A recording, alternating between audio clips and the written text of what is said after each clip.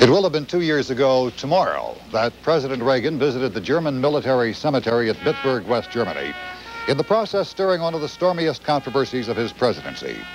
At this date, it takes some recalling to rekindle the emotion that surrounded the event at the time, the bitterness of Holocaust survivors, and a presidential visit to a place where members of the notorious Nazi SS were buried.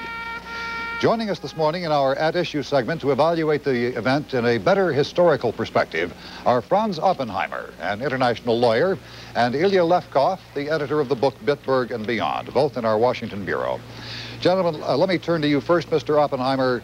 From a perspective of 2 years later, was Bitburg the unmitigated disaster some made it out to be at the time?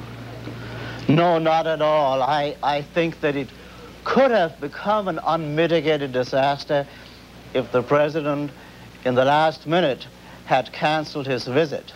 That would have been a disaster, but going was not one. Mr. Levkov, your answer to the same question, please. I agree that it was not a disaster of great magnitude. It was indeed a unique conflict which involved a unique issue, a unique moral issue which didn't appear before on the American political scene.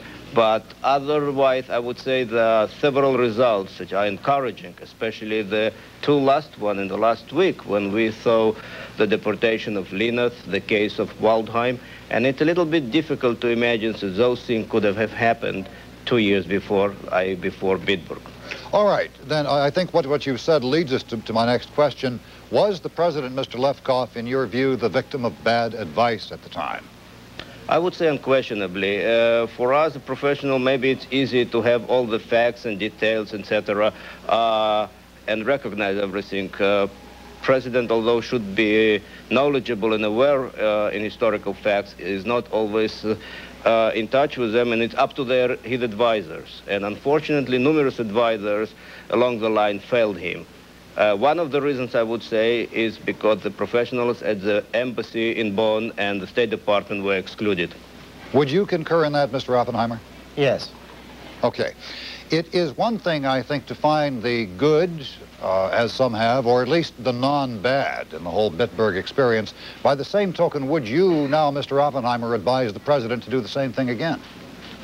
No, I would not. I would advise him again not to yield to pressure once the visit had been announced. That I would do again. But if I had been asked at the very beginning whether it would be a good idea to go there, I would certainly have said no, and probably I would have advised against going to a concentration camp too. I would have said go to the St. Paul's Cathedral, to St. Paul's in Frankfurt, and seek your ties with German history there, and not in the cemeteries and concentration camps. Now, what the president was apparently looking for a dramatic way to demonstrate American amity with the Germans. Would there not be something more dramatic than St. Paul's Cathedral? By the way, it isn't St. Paul's Cathedral, it's St. Paul's Church. All right. I don't know, I can't think of anything offhand that he could have done more dramatic, but well, I'm sure there are other places are places where the German resistant generals were executed. The resistant movement of the White Rose, they could have been. But beyond it, yes. I think if the president goes again, what he has to understand is the uniqueness of that conflict, and it includes a certain moral element which tends, of course, to be absolute. And this was one of the reasons why this conflict got such a huge echo in the American public. It encompassed different and often opposing groups. And President tried to solve this problem politically by making a compromise, by going to Bergen-Belsen, wherever this infuriated even those groups because they were not ready to any compromise, since their argument was based on pure moral and absolute terms. Mr. Levkov, did in your view, any real harm come from Bitburg, and if so, to whom? Well, there is a personal harm. People, the survivors of the Holocaust, of course, felt personally injured. They admired, many of them, President, and they couldn't comprehend how this thing could have happened. On a political level, I don't think so. There were many accusations that this will legitimize the Nazis and the SS. It didn't happen. Nothing happened. There was a certain, I would say, negative spillover in Germany, where the press inflated the effect of the so-called the Jewish lobby that tries to manipulate American national politics. But this gone by now, and I would say there's no negative residual remain. Mr. Oppenheimer, same question. Well, let me first say this. When we talk about the SS and when that whole media blitz against Bitburg broke out, it made everybody believe that every one of those 49 people buried at Bitburg must have been monsters. In fact, and this was something that was never brought out, by 1943, by the fall of 1943, people were drafted into the SS, sometimes by way of punishment.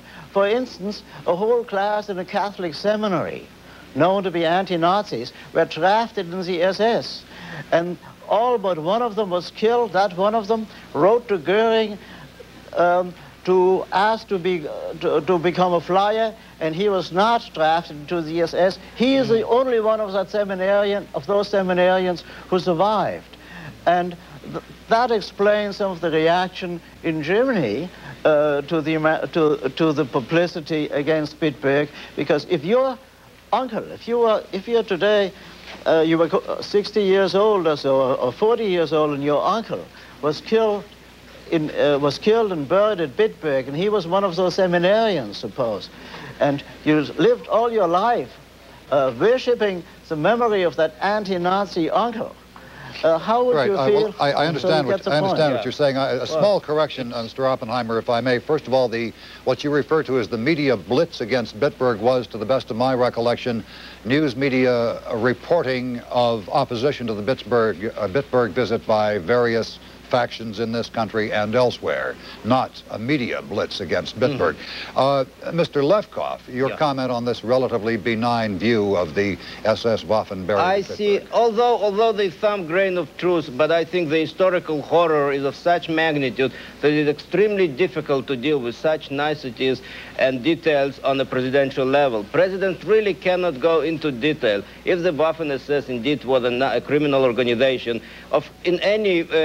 we might find some angels in other criminals organizations, but you cannot go into this. American law in Nuremberg accepted that Waffen SS was a criminal organization, and that, I think, this should be the general policy when the president has to confront a history of 40 years old, rather than to dwell into details. All right, gentlemen, very briefly, we have less than a minute left from each of you, please. A bottom line on Bitburg. We're trying to look at it a bit historically. It's 2 years after the fact. How do you judge it now? Go ahead. I would say the main thing is really the relation between German and Jews. And till now, there was a certain process of reconciliation. And some people in the hecticness of Bitburg presented it as though there's the inevitable clash. The point is really that memory will remain, both the German and the Jews, and both will have to cope with it.